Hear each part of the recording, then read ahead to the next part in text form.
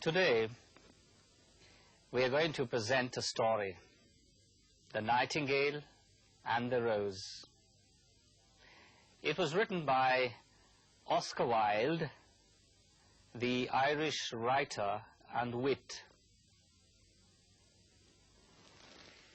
A wit is a person who can say and write things which are both amusing and clever. Oscar Wilde's writings amuse us, and at the same time, they make us reflect on some aspect of human life. The Nightingale and the Rose is a love story, but with a difference. You will soon see how it is different from other love stories. For this, you must look for the element of irony in the story. Irony is a course of events or a situation which leads us on to expect a certain desired result, but which ends up differently, usually with something bad. Now you must look for the element of irony in this story.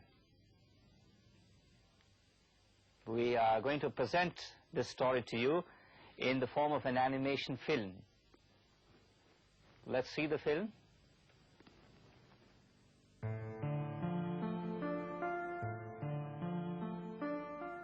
She said that she would dance with me if I brought her red roses. But in all my garden there is no red rose. From her nest in the oak tree, the nightingale heard him, and she looked out through the leaves and wondered. No red rose in all my garden. Ah, on what little things does happiness depend? I have read all that the wise men have written, and all the secrets of philosophy are mine. Yet for lack of a red rose is my life made wretched. Here at last is a true lover. Night after night have I sung to him, though I knew him not. Night after night have I told his story to the stars. And now I see him. His hair is dark as a hyacinth blossom, and his lips are as red as the rose of his desire. But passion has made his face like pale ivory, and sorrow has marked his brow. The prince gives a ball tomorrow night, and my love will be of the company. If I bring her a red rose, she will dance with me till dawn. If I bring her a red rose, I shall hold her in my arms, and she will lean her head upon my shoulder, and her hand will be in mine. But there is no red rose in my garden, so I shall sit lonely, and she will pass me by. She will take no notice of me, and my heart will break. Here indeed is the true lover. What I sing of, he suffers. What is joy to me, to him is pain. Surely love is a wonderful thing. It is more precious than jewels. The musicians will sit in their gallery and play upon their instruments, and my love will dance to the sound of the harp and the violin. She will dance so lightly that her feet will not touch the floor, and the noble lords in their gay dresses will crowd round her. But with me she will not dance, for I have no red rose to give her.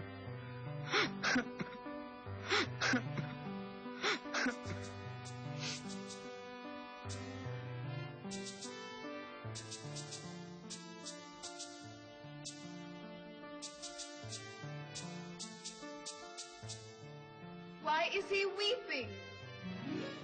Why, indeed. Why, indeed? He is weeping for a red rose. For a red rose? How very silly! But the nightingale understood the secret of the student's sorrow, and she sat silent in the oak tree and thought about the mystery of love. Suddenly she spread her brown wings for flight and rose into the air. She passed through the trees like a shadow, and like a shadow she sailed across the garden. She flew to a beautiful rose tree. Give me a red rose, and I will sing you my sweetest song. My roses are white as the waves of the sea.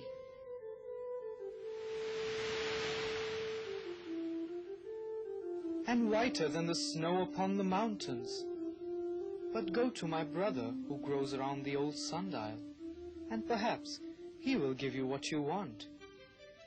So the nightingale flew to the rose tree that grew round the old sundial. Give me a red rose, and I will sing you my sweetest song. My roses are yellow as the hair of the mermaid who sits upon a throne,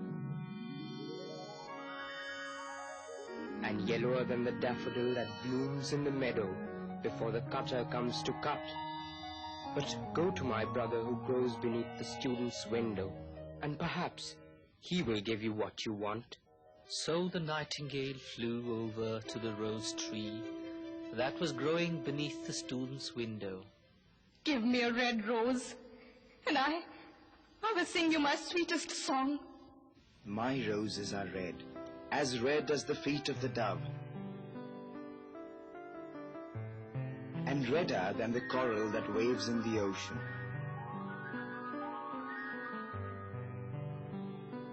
But the winter has chilled my veins, and the frost has killed my buds, and the storm has broken my branches, and I shall have no roses at all this year.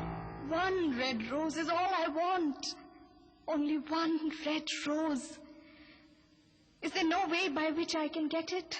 There is a way, but it is so terrible that I dare not tell it to you. Tell it to me. I am not afraid. If you want a red rose, you must build it out of music by moonlight and stain it with your own heart's blood. You must sing to me with your breast against a thorn. All night long you must sing to me, and the thorn must enter your heart, and your lifeblood must flow into my veins and become mine. Death is a great price to pay for a red rose. And life is very dear to all. It is pleasant to sit in the green wood and to watch the sun in his chariot of gold.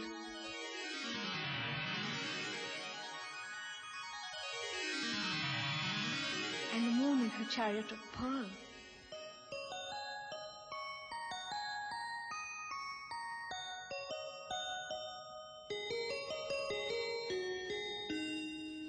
Yet love is better than life. And what is the heart of a bird compared to the heart of a man? So she spread her brown wings for flight and rose into the air. She swept over the garden like a shadow, and like a shadow she sailed through the trees. The young student was still lying on the grass where she had left him, and the tears were not yet dry in his beautiful eyes. Be happy, be happy. You shall have your red rose. I will build it out of music by moonlight and stain it with my own heart's blood. All that I ask of you in return is that you will be a true lover. For love is wiser than philosophy and mightier than power, though he is mighty. Flame-colored are his wings, and colored like flame is his body. His lips are sweet as honey, and his breath is like frankincense. The student could not understand what the nightingale was saying to him, for he only knew the things that were written down in books. But the oak tree understood and felt sad, for he was very fond of the little nightingale who had built her nest in his branches. Sing me one last song. I shall feel lonely when you're gone. So the nightingale sang to the oak tree, and her voice was like water flowing from a silver jug. She has form. That cannot be denied her. But has she got feeling? I am afraid not. In fact, she is like most artists. She is all style without sincerity. She would not sacrifice herself for others. She thinks merely of music, and everybody knows that the arts are selfish. Still, it must be admitted that she has some beautiful notes in her voice. What a pity it is that they do not mean anything or do any practical good.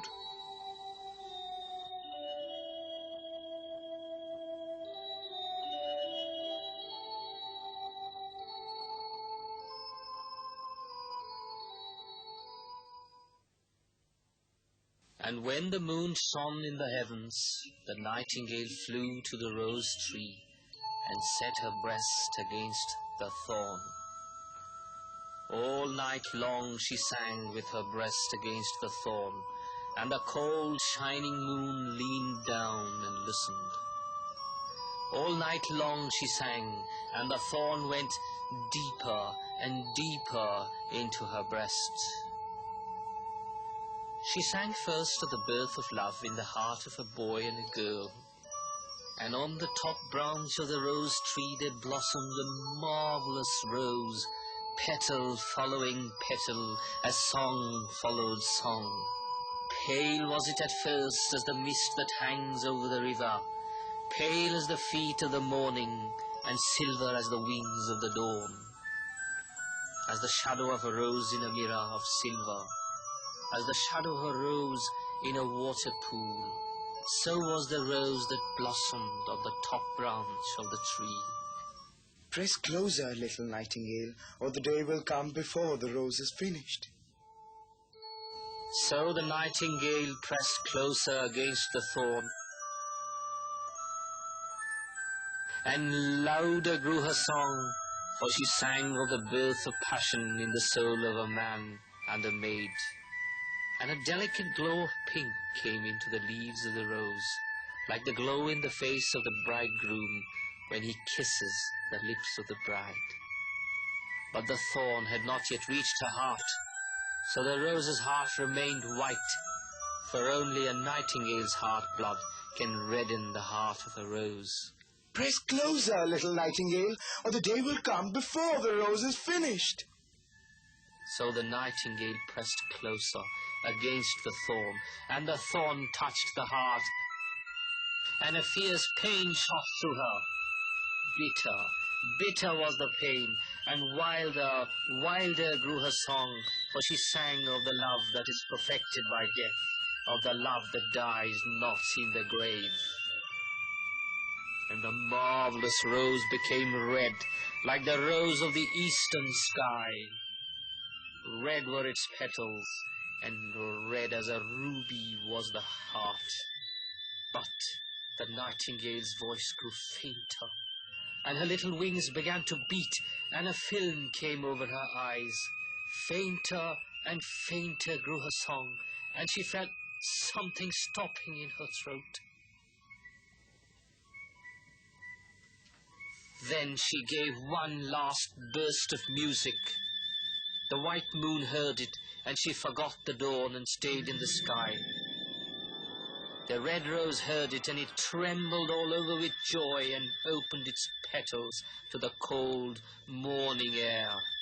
Echo bore it to her purple cave in the hills and woke the sleeping shepherds from their dreams. It floated through the reeds of the river, and they carried its message to the sea.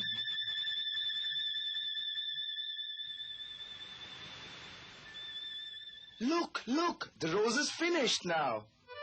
But the nightingale made no answer, for she was lying dead in the long grass with a thorn in her heart. And at noon, the student opened his window and looked out. Why, what a wonderful piece of luck! Here is a red rose. I've never seen any rose like it in all my life. It is so beautiful that I'm sure it has a long Latin name.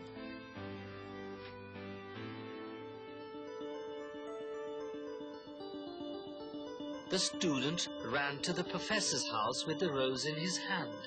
Here is the reddest rose in all the world.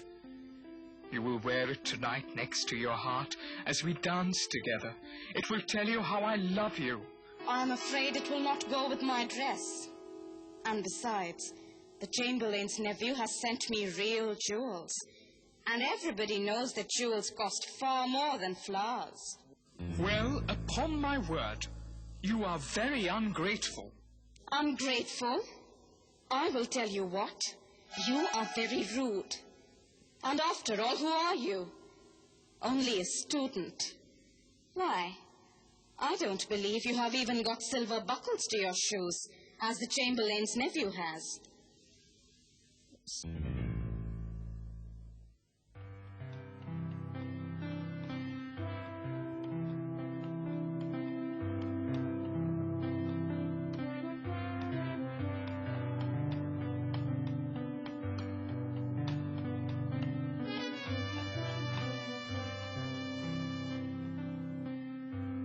What a silly thing love is. It is not half as useful as logic, for it does not prove anything. And it is always telling one things that are not going to happen, and making one believe things that are not true.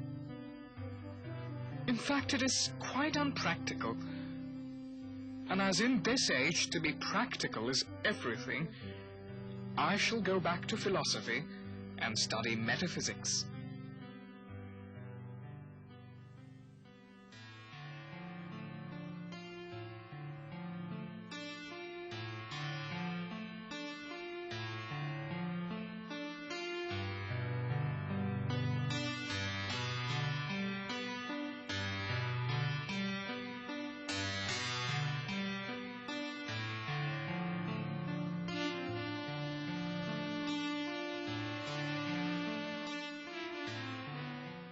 So, you saw that the nightingale made the supreme sacrifice with her death. But do you think that her sacrifice had the desired result? No, it didn't. All along in the story, we are led to believe, to expect, that the student and the girl will finally come together, that the student will be able to win the heart of the girl. But that doesn't happen. They drift apart from each other. That is where the irony of the story lies.